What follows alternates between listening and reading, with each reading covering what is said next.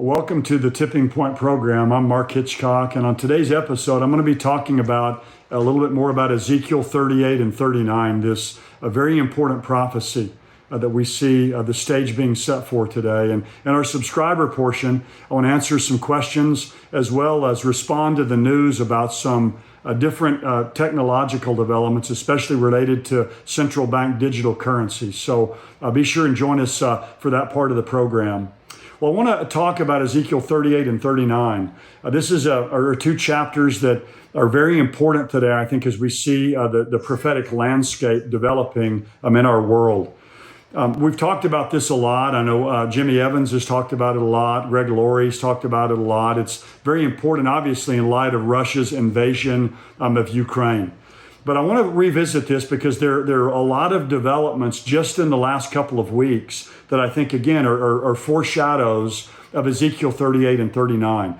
Now, a lot of you probably know a great deal about these two chapters. Some of you may not know very much. So let me just go back and just give a little bit of context, and so that the things I say about current events will make even more sense and have more impact.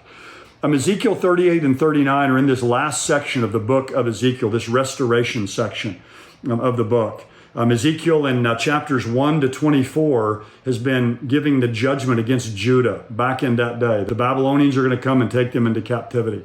In chapters 25 to 32, he talks about God's judgment on the near nations around Judah in the time of the Babylonians. But in chapter 33, Ezekiel in Babylon gets news that Jerusalem has been destroyed and has been taken. And so from that point on in the book, he begins to look to the distant future, to the ultimate restoration of the Jewish people to their homeland.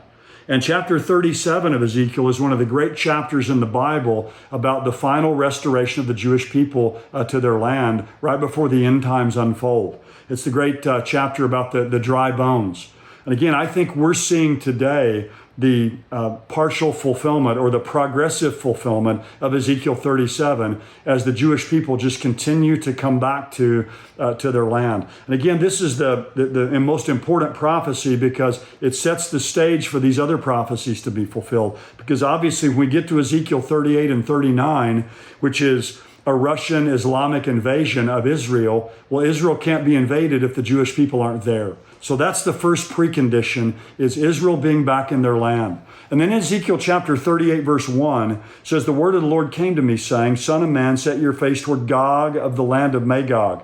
Now Gog is the leader of this coming invasion. The word Gog, we're not sure what it means. It may mean high or exalted. It may mean darkness.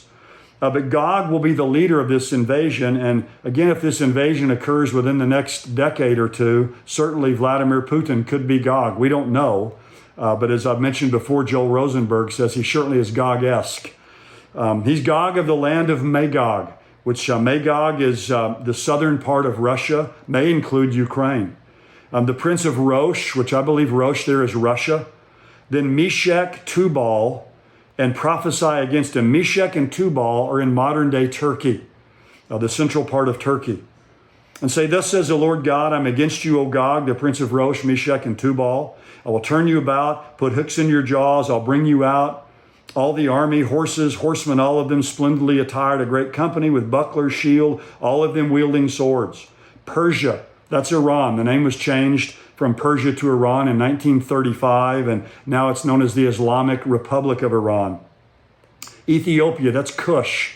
In ancient Hebrew, that's the land south of Egypt, it's modern Sudan. And then Put was the land west of Egypt, it's modern day Libya.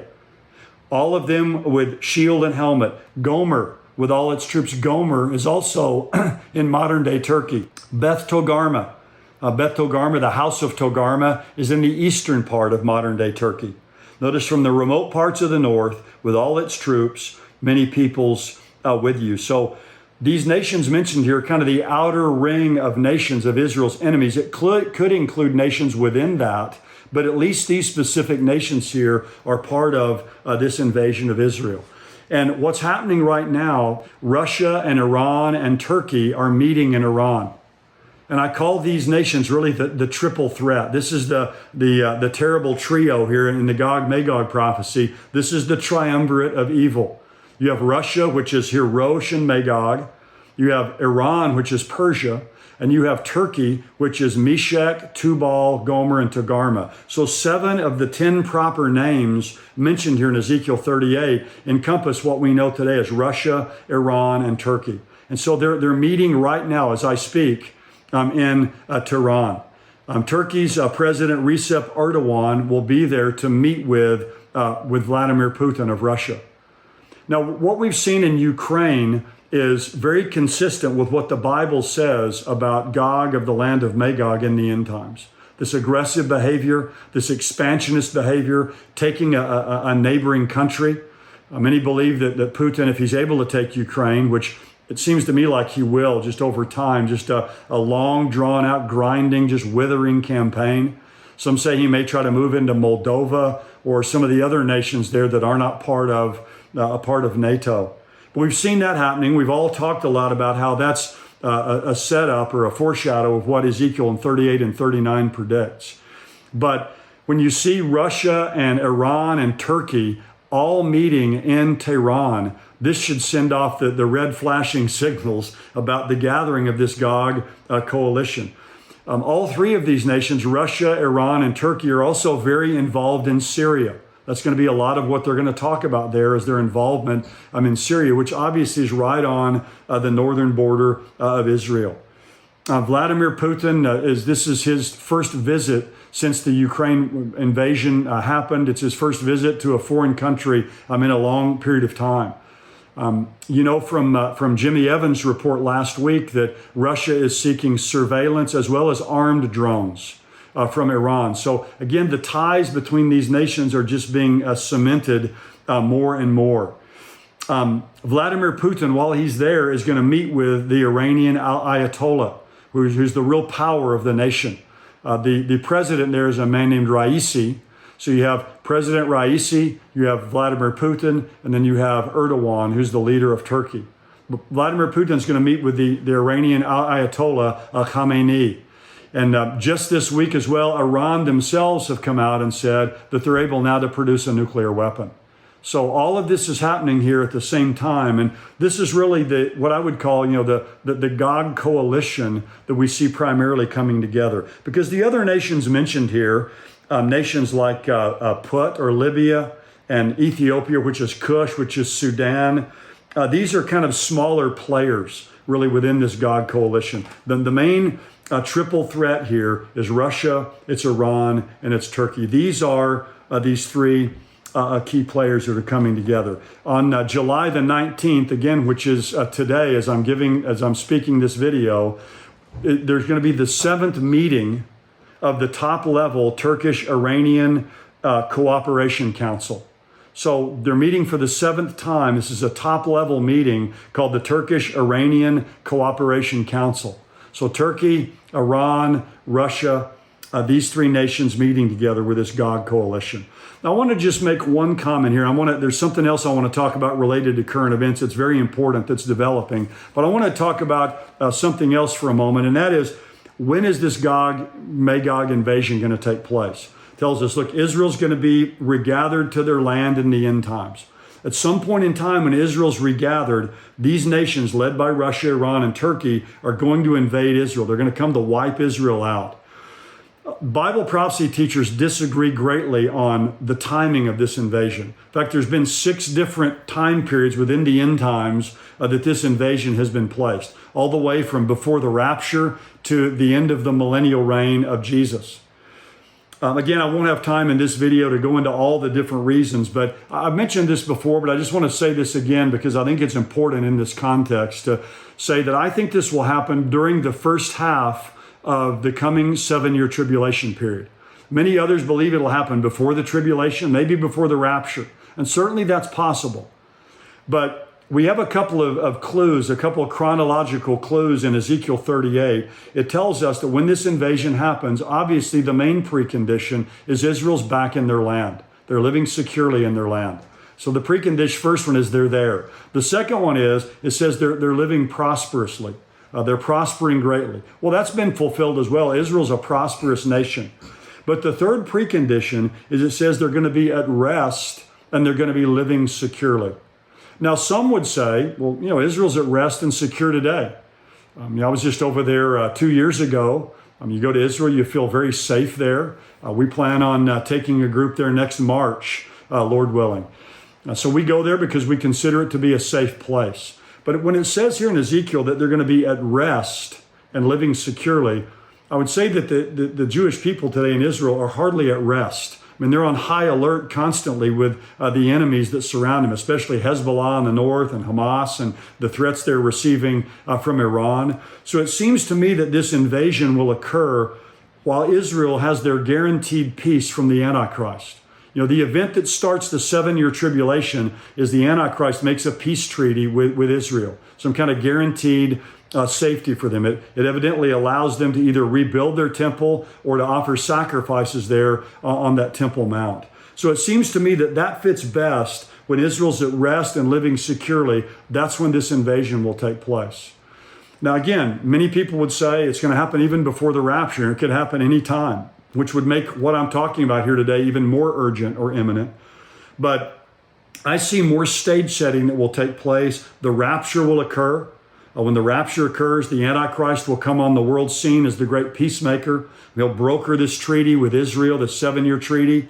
And sometime during that first half of that 3.5 years of this guaranteed peace, Russia, Iran, Turkey, and these other nations will come down into Israel. And it'll be an attack on Israel, but at the same time, it will also be an attack on the Antichrist and these Western powers because they're going to be in treaty with Israel. So it's going to be a subtle attack on them as well. And of course, you can go on and read Ezekiel 38 and 39 and find out how these armies, when they invade Israel, are going to be supernaturally wiped out by God. Well, back to the current events now. We see that the Gog coalition and how it's being cemented together more and more every day with Russia, Iran, and Turkey.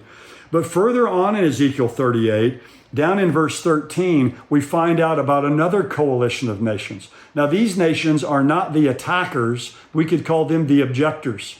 There's a group of nations listed here that object to this Russian, Iranian, Turkish alliance invading Israel. Down in verse 13 of Ezekiel 38, it says, Sheba and Dedan and the merchants of Tarshish with all its villages will say to you, that is, they'll say to Gog, to Russia and these nations invading Israel, have you come to capture spoil?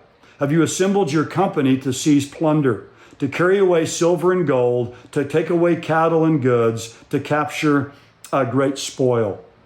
So there's going to be 3 different groupings that are mentioned here, Sheba, Dedan, and the merchants of Tarshish. They're going to say to Gog, are you coming to capture spoil? Are you coming to take away cattle and goods?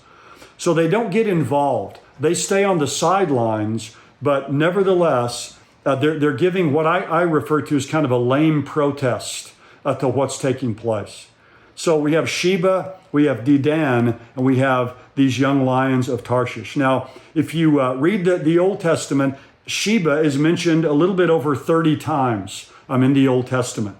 It's Sheba. Sometimes people will say that the word Sabaean also refers to those from Sheba.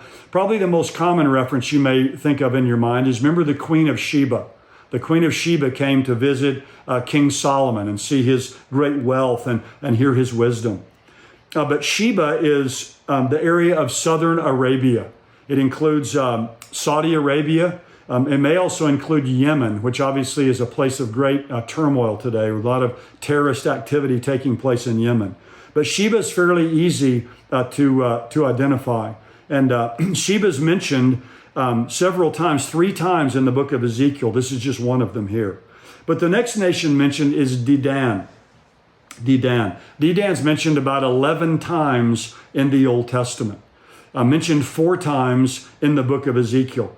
And again, Dedan, most scholars would say today, are the nations on the northwest coast of the Persian Gulf. So today, we would refer to those as kind of the moderate Gulf states, kind of like Bahrain and United Arab Emirates and those very Oman, some of the Qatar, some of these kind of more moderate Gulf states that are there, that, by the way, are in great conflict and very afraid of Iran. And then it mentions the merchants of Tarshish. And again, that's a little bit harder to identify, the merchants of Tarshish. Notice it says with all of its villages, or some translations say, and the young lions thereof. So we have this Gog coalition, primarily Russia, Iran, Turkey, that we see coming together. But I believe today as well, we see what we might call the Sheba coalition, Sheba, Dedan, and the merchants of Tarshish coming together as well. Let me read just something for you. I've got a book I wrote a few years ago called Russia Rising. It's a book that's all about Ezekiel 38, 39, Gog, Magog. Let me just read what I wrote in here, a couple of thoughts that may be helpful to help you understand this better. It says the opposition here is described in Ezekiel 38:13 as Sheba, Dedan, and the merchants of Tarshish. And it says, notice here that these nations don't do anything. They just question what's happening. So they're not active in this. They're just on the sidelines giving a protest. Their mild protest doesn't change anything. They question the motivation and purpose of the invasion. And I say here, this looks frighteningly similar to the passive reaction we often see from the United Nations and nations in the West to international aggression. They kind of say, what are you doing? And they kind of give a protest to it, but they don't really take any real solid action. Three specific places are listed as the source of the opposition: Sheba, Dedan, and Tarshish. Sheba and Dedan are easy to identify. They refer to nations on the Arabian Peninsula and along the Persian Gulf. Walter Kaiser, some of you may know that name. He's a great Old Testament scholar. He says that Sheba and Dedan are usually identified with people living in the Arabian Peninsula, including Saudi Arabia, Yemen, Oman, Kuwait, and the United Arab Emirates. And again, most of these nations, as you probably know, are under moderate Sunni Arab regimes who oppose the more militant strains of Islam, especially the radical Shiite Islam that's found currently in Iran. Now, Tarshish is a little bit more difficult to identify with precision. The identification is complicated by the mention of all the villages. That's what the New American Standard translates it. Tarshish and all the villages, or the King James says, and all the young lions. Arnold Fruchtenbaum, who's another Old Testament scholar, he says the phrase is a Hebrew idiom meaning nations that have come out of Tarshish. So Tarshish and the young lions thereof, or Tarshish and its villages, would be the nations that came out of Tarshish. Now, to complicate this even further, two places in the ancient world are identified as Tarshish: Spain and England. If Tarshish is Spain, the nations that came from it obviously would include a lot of Central and South America, except for Brazil, these nations that were formed through Spanish colonization. If the location of Tarshish is England, it would include the United States, Canada, Australia, New Zealand, the nations that came out of England. The name Tarshish, though, is used in ancient times to just denote the farthest place to the west. So it's probably best, I think, to identify Tarshish with the western nations of Europe, possibly even the United States. Remember when Jonah was supposed to go to Nineveh, he fled to Tarshish, which was a Phoenician colony on the coast of Spain. In other words, it was as far west as you could go. Now, some people say, well, the farthest west you could go in that day would have been places even like the United States. And they'll see Tarshish and the young lions thereof as an identification of the U.S. And they'll say, look, this is the United States and Saudi Arabia and these moderate Gulf states that we see in relationship today. That's certainly possible. But what I would say is any identification here of the young lions of Tarshish with America is tenuous, I think, at best. So I think it's just referring here to these Western powers. But what's interesting to me is if you look at what's happening in our world today in this light, Haaretz, which is a Israeli periodical headline that says how Israel and Saudi Arabia plan to down Iranian drones together. Again, this is something unthinkable in the past. Saudi Arabia didn't even recognize Israel's right to exist.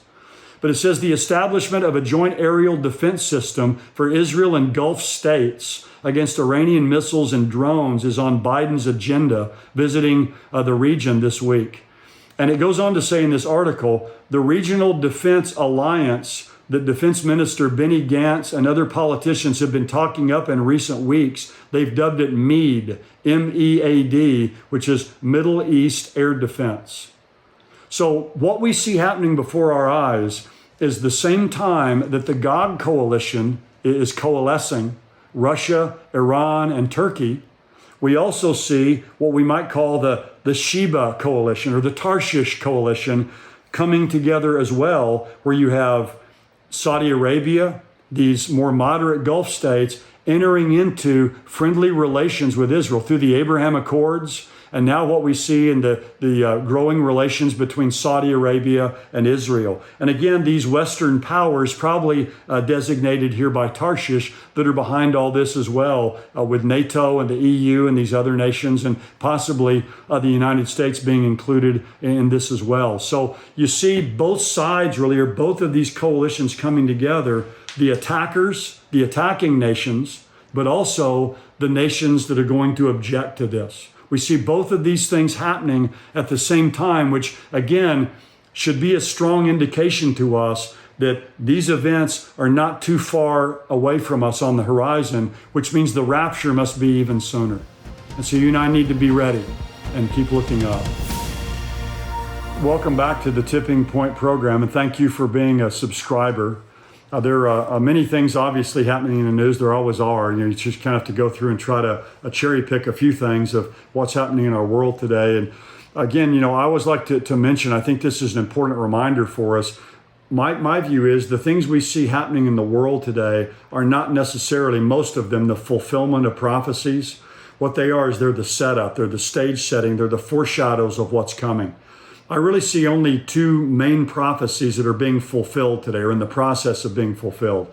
One of them is obviously the regathering of the Jewish people to the land of Israel. It started in 1948. About 6% of the Jews in the world were in Israel in 1948. Today it's over 40%. And that's the super sign of the end times. Really, most other prophecies are contingent in one way or another upon Israel being in the land. So that prophecy is in the process of being fulfilled. One other prophecy I think is being fulfilled today is apostasy within the church. That's obviously a church age prophecy. Books like the book of Jude, that's right before the book of Revelation, tell us about a great falling away that will take place in the end times. And we're seeing that today happening. But most of these other things that we're seeing as we talk about these signs of the times, I see them primarily, again, as stage setting events. And the stage is being set in a massive way today. It's been said that in a chess game, near the end of the game, there are kind of critical spaces, kind of some critical spaces that you want to have one of your chessmen on. And I think today what we're seeing is in a lot of critical spaces, we see the chessboard being set, if you will, for the end of the game. And a lot of this is in the area of technology. To me, technology is one of the main things today that is very different from any time in the past in human history. People often ask, well, what's so different today? Why do people keep talking about the end times and what's going to happen in the future? The real game changer is technology. And we see this on a couple fronts. I thought I'd just mention a couple things that I've run across in the news. One is I've talked to you several times about central bank digital currencies. And this is something to keep your eyes on because it's a massive change in currency. And really these digital currencies are the cashless society on steroids. A lot of Bible prophecy for years have taught about a coming cashless society because obviously the Antichrist in the end times will control the world economy. And to do that, I believe cash has to be eliminated to exert that kind of total control over the world economy. So we've talked a lot in the past about a cashless society. But again, this is the cashless society on steroids. Obviously, we've talked before about cryptocurrencies. Cryptocurrencies are very different because they don't have government backing. They're totally independent, and that's why they're so volatile.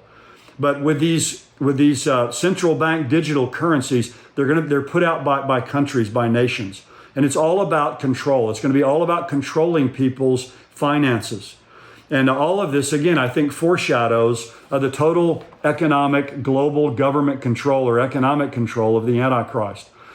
Now, I've mentioned to you before that China has a digital yuan. Their currency is called the yuan. It started in 2014. It's began to become operational as of October of 2020. Sweden has a currency called the e-krona that was developed in 2017, and they're beginning to bring online. Many other smaller places, the Marshall Islands has a digital currency, kind of interesting.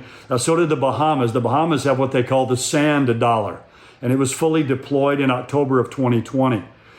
I mentioned to you before that on March 9th, President Biden began to put into place the idea of developing a central bank digital currency for the dollar.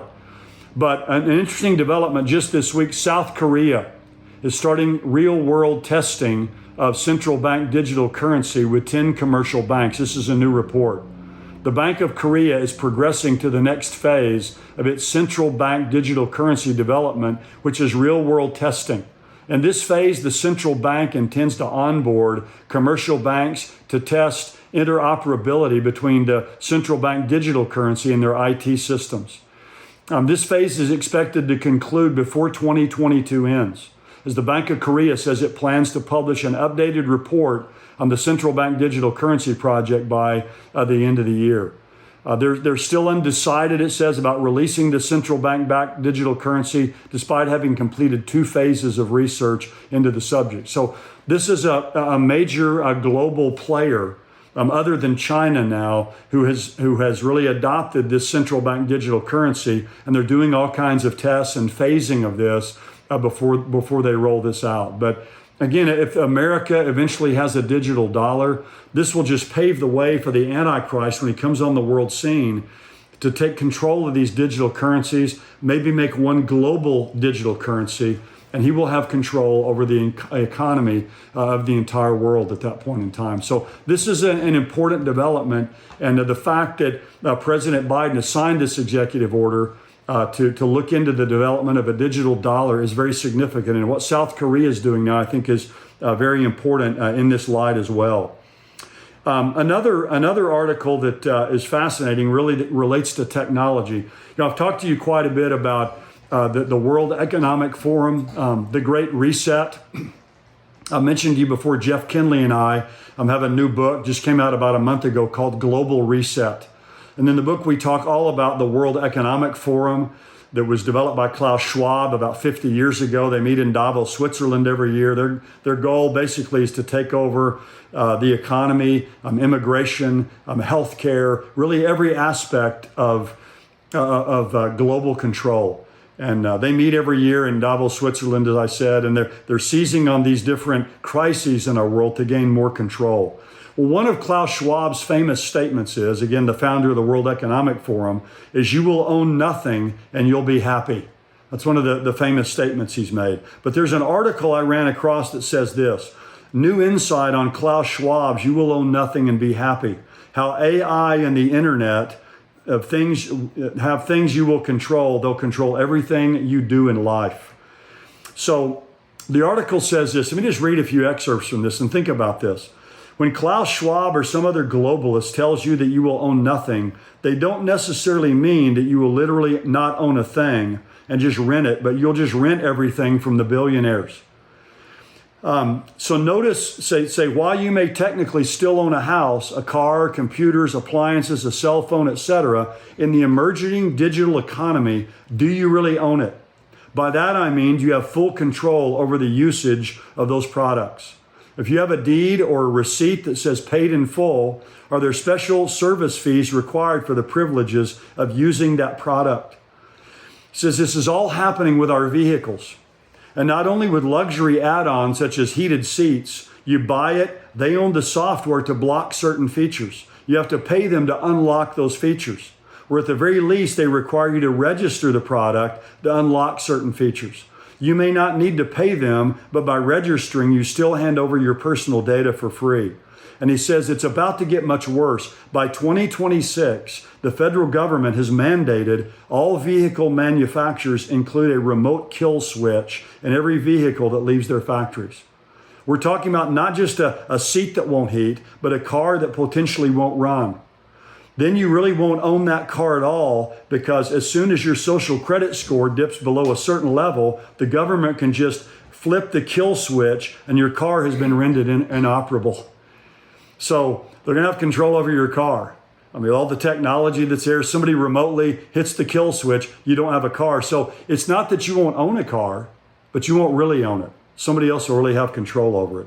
Then listen to this. The strategy will be extended to your house as well. Builders are building smart houses within smart cities. Trendy folks with more money than they know what to do with love these types of houses where everything is done for them. They don't have to lift a finger. They walk into their smart house, they bark out a command or clap their hands, the lights come on, the air conditioning resets to the evening temperature they desire, so on and so forth. But even homes that don't carry the label of smart home are wirelessly connected and have vast potential for technocratic mischief.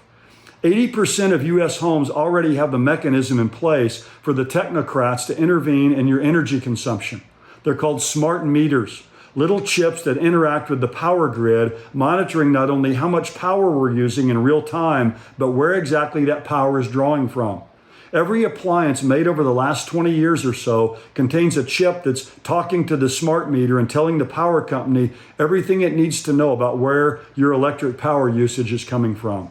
If you have guests at your home, your water supplier can tell you how many times the toilet flushes and the washer runs, and how many living souls are staying there and for how long. Think of the possibilities. In the so-called green economy being pushed by the World Economic Forum, governments will at some point implement quotas on energy usage. If you've exceeded your monthly allotment for water, electricity, citing the latest climate change regulations, they automatically shut off the spigot. Or maybe they'll shut off certain appliances that have been overused. I can hear it now. 3 strikes and you're out. No more power for you. No more water. And you think about the smart houses, our automobiles. Again, Klaus Schwab says someday you're not going to own anything, but you're going to be happy about it. Well, we're going to own things. We'll still have a home. We'll still have a car. But there's going to be others who are really going to be in control of these things as they push this global World Economic Forum agenda, this great reset that's coming. Let's move now to the question and answer time. Some really good questions sent in. I think I'll probably get to 3 of them here today. The first one is this question. Is it possible for a demon or demonic spirit to possibly possess an AI computer like they can with humans? Obviously, AI means an artificial intelligence computer. I guess this would also refer to an artificial intelligence robot or all types of AI technology. This is an interesting question. Obviously, the Bible doesn't address this directly because AI technology wasn't around back when the Bible was written. But we do know, of course, that Satan is a master deceiver. He's going to do everything he can to deceive, to disrupt. And it wouldn't surprise me that Satan will certainly use artificial intelligence as part of his campaign of mass deception in the end times. There is one passage that could relate to this in Revelation 13. This is the passage that discusses the coming Antichrist and his lieutenant or his henchman known as the false prophet. And it says that the false prophet is going to make an image of the Antichrist. The false prophet is kind of like the John the Baptist to the Antichrist. He's the one who promotes him and pushes him forward. And he makes an image to the Antichrist. And it says there was given to him to give breath to the image of the beast, that the image of the beast might even speak and cause as many as do not worship the image of the beast to be killed.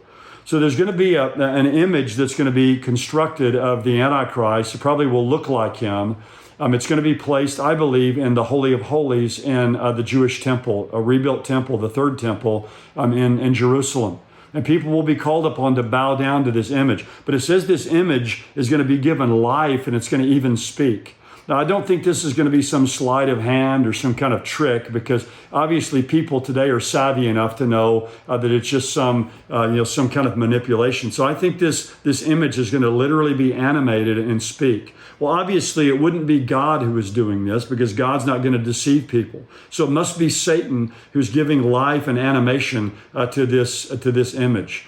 And again, you think about how that's going to, deceive people all over the world and cause them more and more to even worship the Antichrist. We do know in the Bible that Satan can do miracles. Back with the plagues of Egypt, they counterfeited many of the miracles that Moses did. We know with Job and his family, Satan even controlled weather, sent a tornado that killed Job's children.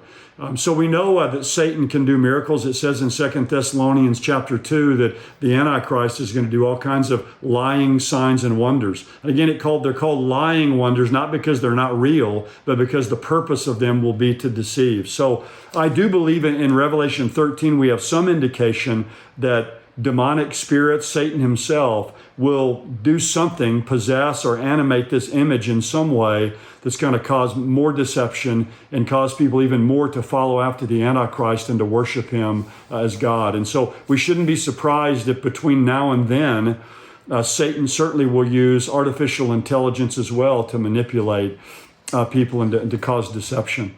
Another question is, where did the 144,000 come from in Revelation 14? Could it be from the babies that have been aborted or miscarried, etc.? Other than Jesus, I cannot imagine anyone who was born who was ever perfect. The 144,000 are mentioned twice in the book of Revelation. Chapter 7, the first 8 verses, and then they're mentioned again in chapter 14, verses 4 and 5. In chapter 7 of the book of Revelation, it tells us clearly these 144,000 are 12,000 from each of the 12 tribes of Israel. We learn over in chapter 14 that they're all males, that they're all men, because it says they haven't been defiled with women. Now that statement, they're not defiled with women, doesn't mean that having sexual relations in and of itself is defiling. Obviously, if it's within a marriage relationship, it's a good thing. Hebrews 13:4 says, the marriage bed is undefiled, and that fornicators and adulterers God will judge. So it's not talking about sexual relations are bad. It's just saying that these men aren't married. In other words, they're male celibate Jewish men who will labor for God during the time of the tribulation period. And I think the 144,000 will be 144,000 Jewish evangelists. Because in chapter 7 of Revelation, you have the 144,000 mentioned. Right after that, you have a huge multitude of Gentiles who are converted during the tribulation period. And it seems to me in that chapter, there's a cause and effect relationship, that the cause of this great multitude of Gentiles coming to faith are these 144,000 Jewish witnesses. Some people have said there'll be, like 144,000 Apostle Pauls, or 144,000 Billy Grahams. There'll be tremendous evangelists spreading the gospel during the end times. But the question here, where do they come from? They're just men who are alive during the time of the tribulation, Jewish males who will be alive during that time. Now, I think what's maybe the question here is getting at is it says in this passage that in verse 5 of chapter 14, in their mouth was found no deceit, for they're without fault before the throne of God. So the questioner wants to know, other than Jesus, I can't imagine anybody who was born perfect. Well, I don't think this passage is saying that the 144,000 are perfect or sinless, because you'll notice if you read in the context, in chapter Revelation 14, verse 4, these are the ones who are not defiled with women, for they're virgins. So again, these are male celibate men who are virgins, who are totally committed to God during the tribulation. Then it says, these are the ones who follow the Lamb wherever he goes. By the way, that's a good thing for you and me to do today. We need to follow the Lord Jesus wherever he leads us, where he goes. But it says they were redeemed from among men, being first fruits to God and to the Lamb. So we know they're not perfect, because it says here they had to be redeemed. The Bible in Ecclesiastes says, there's no one who does good continually and does not sin. Romans 3:23 tells us that all have sinned and fall short of the glory of God. So there aren't any perfect humans other than Jesus, who's the God-man. So, but they are men who they're not deceivers. They're without fault in the sense of there's no glaring faults or weaknesses or sins in their lives. But we know that they're not perfect, because again, it says here, they're redeemed from among men. So they had to be redeemed as well. And evidently what happens is after the rapture takes place, God is going to save and bring to himself these 144,000. They may have, 144,000 Saul of Tarsus experiences like on the road to Damascus, but God's going to bring them to faith in Jesus. And I think they'll witness powerfully for him during the time of the tribulation. One more question. The question says, what is the meaning of Jesus having his name written on his thigh in Revelation 19? That seems odd to me, and there must be a reason. Well, the verse that's spoken of here is Revelation chapter 19, verse 16. It's referring here to the second coming of Jesus. He's coming back in power and glory. He's astride there, a milk-white stallion. He's coming back to rule and to reign. It says in chapter 19, verse 14, that the armies of heaven are with him, which I believe is us. We will be caught up at the rapture before the tribulation, be in heaven with him during the tribulation, and come back with him as the armies of heaven at his second coming. We'll have a front row seat to these events. But it says he has on his robe and on his thigh a name written, King of Kings and Lord of Lords. So this has often confused people. In fact, I've heard people often say about this that, Jesus, when he comes back, is going to have a tattoo. He's going to have, the name King of Kings and Lord of Lords tattooed there on his thigh. The way it's written, though, here in Greek, it says he has on his robe and on his thigh a name written. Most commentators, most Greek scholars that I know would translate it like this. He has on his garment at his thigh. So it's not written both on the garment. Jesus will be wearing a robe or a tunic. The Bible says it's dipped in blood. And I don't think it's his own blood. It's a symbol of the blood that he's going to shed when he comes back to Armageddon. But he's going to have it not written on his robe or his tunic and his thigh. It's going to be written on his garment at his thigh, I think. So it's going to be written on the part of his tunic or his robe that covers his thigh. And this would be the place where his sword would rest. And also would be a very visible place for a mounted warrior. So again, imagine somebody sitting on a horse, and one of the most visible places would be right here on their thigh that's very prominent as they're astride this horse. So it seems like it says on his garment, at his thigh, this is written. So Jesus comes back as the messianic warrior. He's coming back. It says he has a sharp sword sticking out of his mouth, which speaks of the words that he will speak, which will slay the enemies there. But on this very prominent place, written on this robe, on this tunic that he's wearing, right there on his thigh, on this prominent place, will be written the words King of Kings and Lord of Lords. So it's not going to be written on the garment and on his thigh, and it's not going to be tattooed on his thigh. Now, Jesus is not coming back with a tattoo. Of course, that's a whole nother issue. But he's coming back with those words written on his garment at his thigh, where everybody can see it in a prominent place. Jesus is coming back as King of Kings and Lord of Lords. Well, that's a good place to end. Thank you so much for taking time to watch this video. God bless you, and I hope to see you next time.